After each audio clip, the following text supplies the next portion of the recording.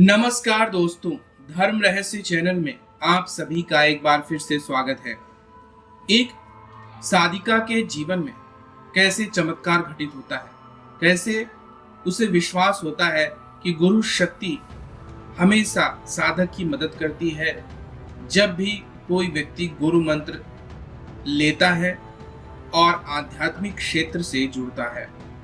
क्योंकि जब तक व्यक्ति के जीवन में कोई चमत्कार घटित नहीं होता, वह विश्वास भी नहीं करता है। आज का यह अनुभव एक साधिका का है जिन्होंने गुरु शक्ति के चमत्कार को स्वयं अनुभव किया है।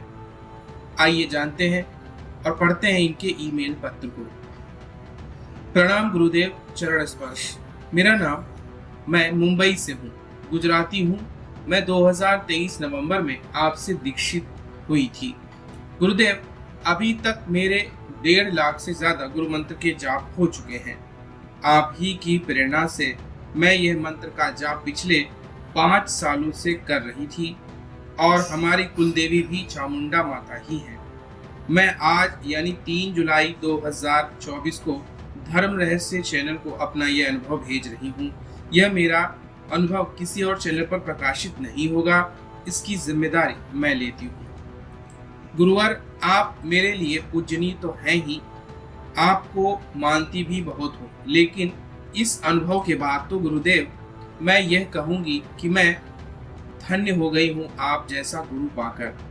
गुरु शक्ति क्या होती है ये मैंने जान लिया। गुरुदेव, आप इस पर वीडियो जरूर बनाइएगा ताकि लोग जान सकें कि हमारे गुरुदेव कितने महान हैं और गुरु शक्ति की महिमा आखिर होती क्या है।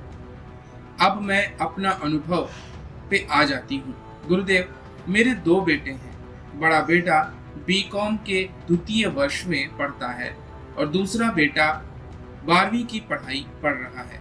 बड़ा बेटा बीकॉम की पढ़ाई के साथ साथ एविएशन का कोर्स भी कर रहा है। सुबह कॉलेज जाता है और एविएशन के लिए शाम को 5 से 7 वो एकेडमी जाता है, जो घर से दूर होने की वजह से उसे ट्रेन से ट्रेवल करके जाना पड़ता है। गुरुदेव, मेरा देवर को 8 साल की बेटी है और मेरी देवरानी का 4था महीना मिसकैरेज हो गया था, तो देवरानी की बेटी को लेकर मायके गई हुई थी। इसलिए मेरे हस्बैंड और 2 बच्चे सास के पास रहने के लिए गए हुए थे।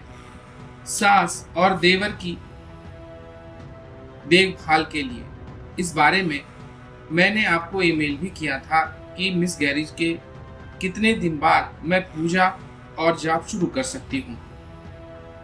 आपने 21 दिन के बाद करने को बोला था, इसलिए इन दिनों मेरी पूजा बंद थी, लेकिन मैं मानसिक जाप करती थी। यह बात है 21 जून 2024 की, जब वट पूर्णिमा थी।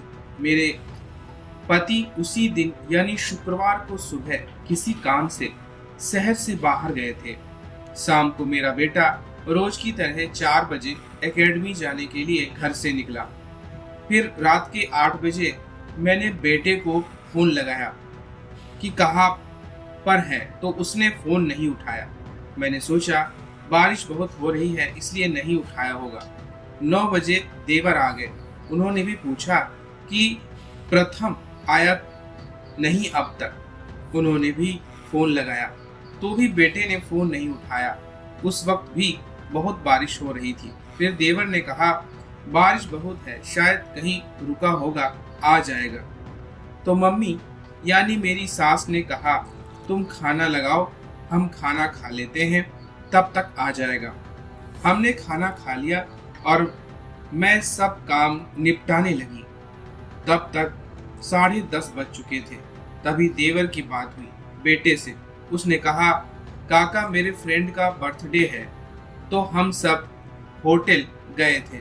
मैं घर पे फोन नहीं कर पाया क्योंकि बारिश बहुत थी।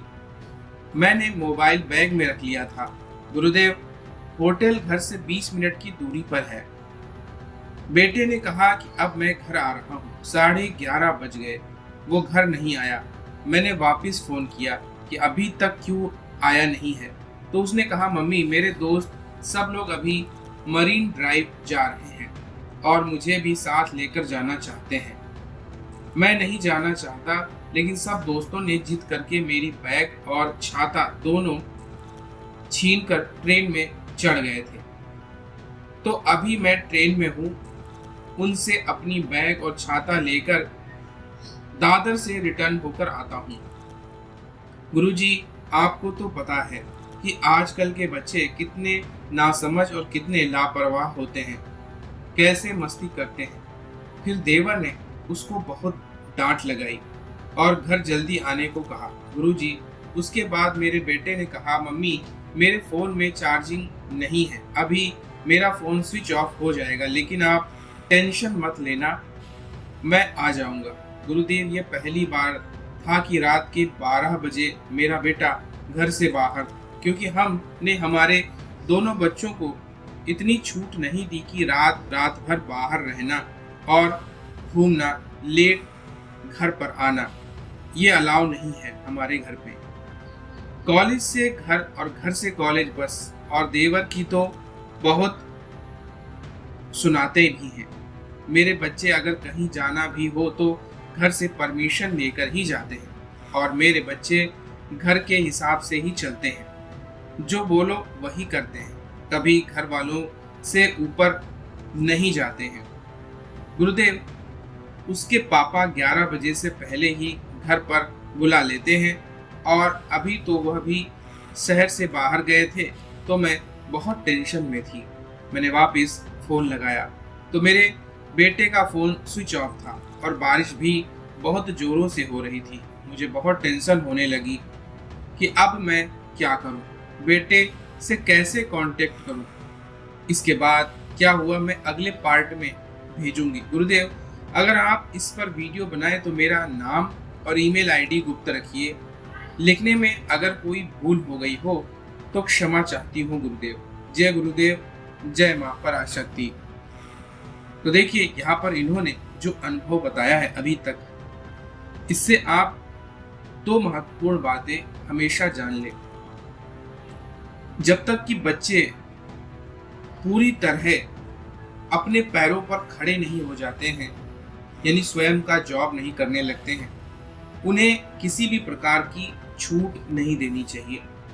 कारण है कि बच्चे नासमझ होते हैं और मौज मस्ती और जवानी का जो एक प्रवाह है उसकी वजह से बहक जाते हैं, और हमेशा इस गलती की वजह से कोई बड़ी परेशानी उनके जीवन में आकर खड़ी हो जाती है। यह सिर्फ एक घर की कहानी नहीं है, लगभग प्रत्येक घर में ऐसा ही होता है। और हम लोग ये बात जानते भी हैं कि कोई भी व्यक्ति हो, जब वह किशोरावस्था में होता है तो शरीर के अंदर हार्मोन्स का सेक्रीशन इतना तीव्र होता है कि उस वक्त बच्चा किसी के भी नियंत्रण में रहना पसंद नहीं करता। जीवन के सारे सुखों को जीना चाहता है, लेना चाहता है, और हर प्रकार से हर बंधन को तोड़ देना चाहता है। चाहे आपके मित्र हो, रिश्तेदार हो, या फिर कोई सहयोगी हो, आपके ऊपर अगर अंकुश लगाया जाएगा तो आप हमेशा उस अंकुश से बाहर निकलने की कोशिश करते हैं। ऐसा ही कुछ उस रात इनके बेटे के साथ हो रहा था। कभी भी रात्रि का जो समय होता है वह शांत होकर साधना करने के अतिरिक्त, सोने के अतिरिक्त किसी अन्य कार्य के लिए नहीं रखना चाहिए, क्योंकि रात को निशाचरी माना गया है। और निशाचर जब शक्ति जागृत होती है उस वक्त उससे बचने के लिए या तो आप साधना कर रहे हो, या तो आप सो जाएं, या फिर किसी एक सुरक्षित स्थान पर अपना वह समय बिताएं। सूर्य का प्रकाश देवताओं का होता है, तो जब तक सूरज रहता है तब तक खूब काम करना चाहिए और मेहनत से आगे बढ़ना चाहिए। लेकिन जब भी रात्रि हो तो एक स्थान पर स्थित हो जाना चाहिए और उसी स्थान पर अगर कोई कार्य करते हैं तो कर सकते हैं। इसके अलावा रात्रि में घूमना फिरना, कहीं जाना, कोई कार्य करना, इसे वर्जित माना गया है हमारे शास्त्रों में।